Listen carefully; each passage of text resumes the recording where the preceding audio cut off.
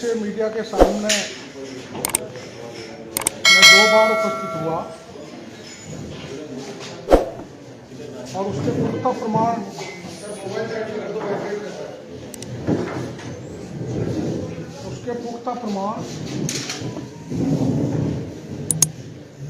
मैंने आपके समक्ष प्रस्तुत किए थे। उसके बाद भी राजस्थान के मुख्यमंत्री जी ने ये कहा था कि रीट की परीक्षा निरस्त नहीं होगी और तत्समय के माननीय शिक्षा मंत्री जी ने कहा था कि जो रेड पेपर लीक की बात कहते हैं उनको गिरफ्तार किया जाए। मैं उन ज़्यादा राजनीतिक भाषणों के बारे में नहीं जाना चाहता, लेकिन मैंने कहा था कि रीट का पेपर शिक्षा संकुल से लीक हुआ है, जिसको राजस्थान सरकार की सबसे बड़ी जांच एजेंसी ने स्वीकार किया कि शिक्षा संकुल से पेपर लीक हुआ है।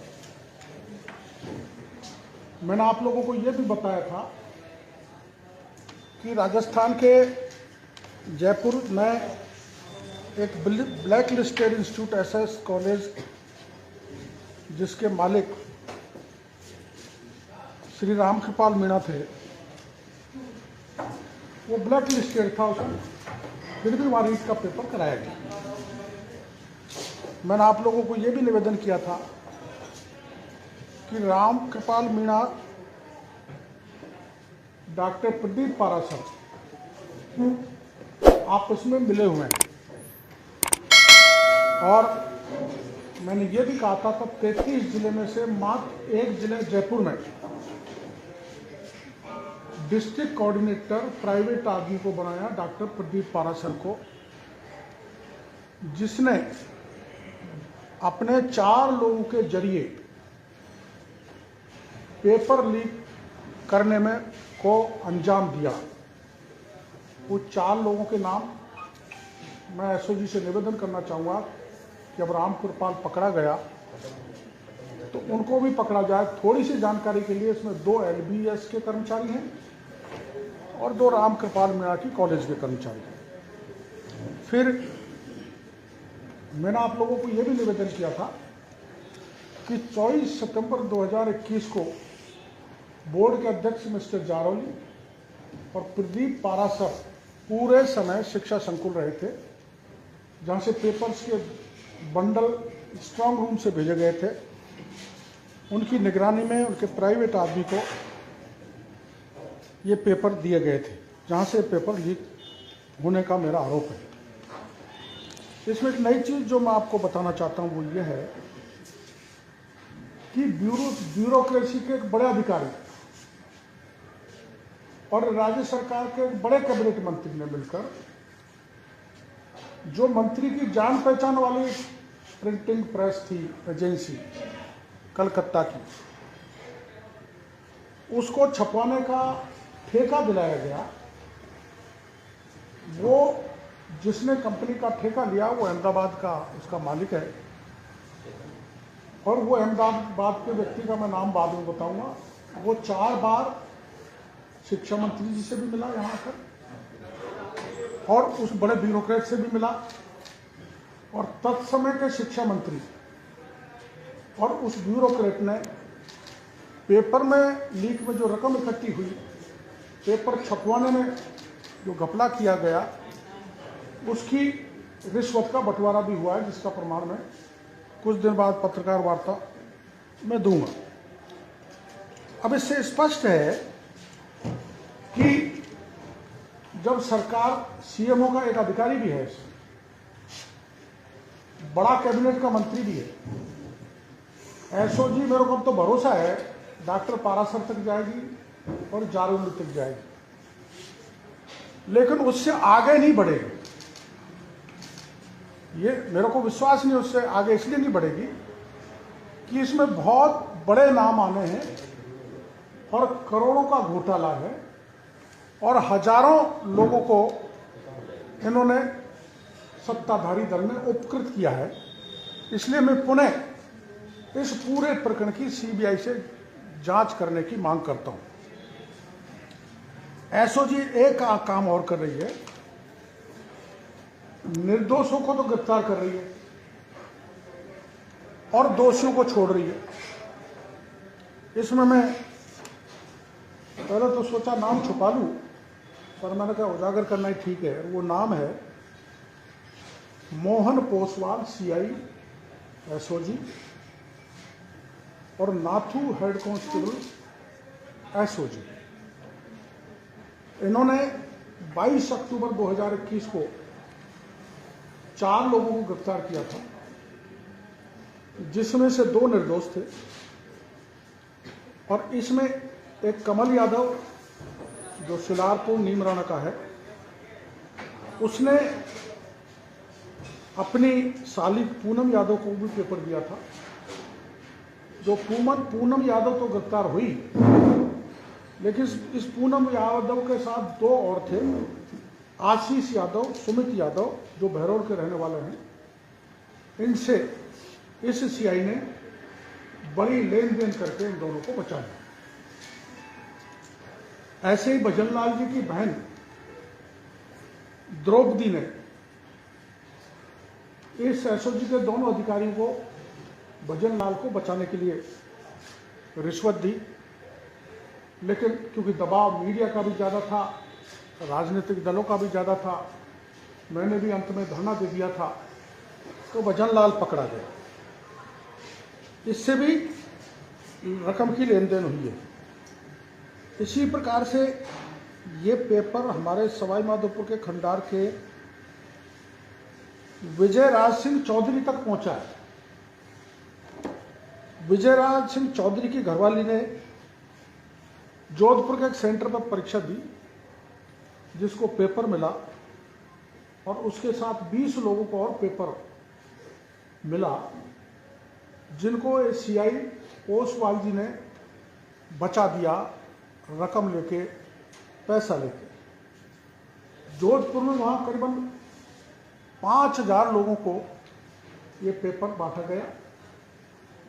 मैं ये बात ओसवाल का और एसओजी के अधिकारी को इसलिए बता रहा हूँ, सरकार का भी ध्यान आकर्षित करना चाहता हूँ, एडीजी एसओजी को भी कहना चाहता हूँ कि आपके तो थाली में ही छेद हो रहा है। यहाँ तो खेत ही, बाढ़ ही खेत को खा रही है। तो एसओजी के ये 2 कर्मचारी, 2 और बड़े हैं जिनके नाम मैं अगली उसमें लूंगा, वो कई निर्दोषों को फंसा रहे, कई दोषियों को बचा रहे। एसओजी को ऊपर लेवल पर ये जानकारी है कि नहीं, मैं अलग से एडीजी एसओजी से मिलूंगा, और वो जो प्रमाण मैं देना चाहता हूँ, जिसने ये मामला मैं बता रहा हूँ, ये जिसने आंखों से इन चीज़ों को देखा है, जिसके थ्रू लेन देन हुई है, जिन को बचाया गया है, उस व्यक्ति को जाके मैं एडीजी से भी मिलाऊंगा, और अगर मौका दे दिया मुख्यमंत्री जी से, तो मैं मुख्यमंत्री जी से भी मिलाऊंगा। तो अब एसओजी ही कार्रवाई पक्षपातपूर्ण कर रही है, भ्रष्टाचार में लिप्त हो गई। इसलिए मैं फिर से मांग करता हूं कि एसओजी से अब भरोसा नहीं है। 26 लाख बेरोजगारों का मामला है रीट का। इसके अलावा जेईएन की परीक्षा लीक हुई, सब इंस्पेक्टर की हुई, बाकी की होती जा रही है।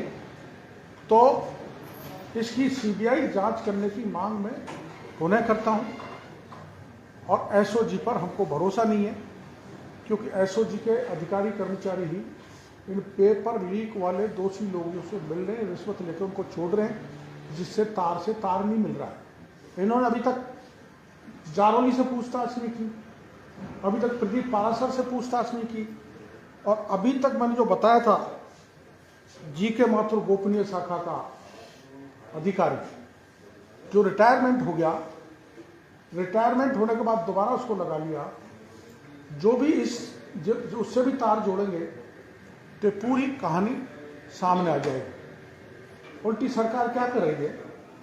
विकास जाखड़ ने यहाँ धरना दिया तो उसको उठा के यहाँ से भगा दिया, झुंझुनू में दिया तो उसके जो धरना स्थल था उससे सारा टेंट वगैरह फेंक दिए। अभी मेरे को पता लगा कि कुछ बेरोजगार यहाँ यूनिवर्सिटी में प्रदर्शन कर रहे थे, पुलिस ने लाठीचार्ज किया और दर्जनों लोगों को थाने पर भर कर ले गए। माननीय मुख्यमंत्री जी, आप ऐसे दबाकर, ऐसे आतंक फैलाकर, ऐसे लोगों को डराकर इस इतने बड़े घपले को दबा नहीं सकते। हमारी पार्टी इसको अब बड़े मुद्दे पे बड़े उसको उठाएगी। मेरे पार्टी के नेताओं से बात हुई है और पहले हम उठा ही चुके हैं। इसमें पीछे हटने वाले नहीं हैं, क्योंकि इसमें मैं अंत में बताऊंगा, सीएमओ का एक बड़ा अधिकारी, एक बहुत बड़ा ब्यूरोक्रेट और एक बहुत बड़ा कैबिनेट का मंत्री, इनका हाथ निकलेगा, ये मैं आपको बड़े भरोसे के साथ कहना चाहता हूँ।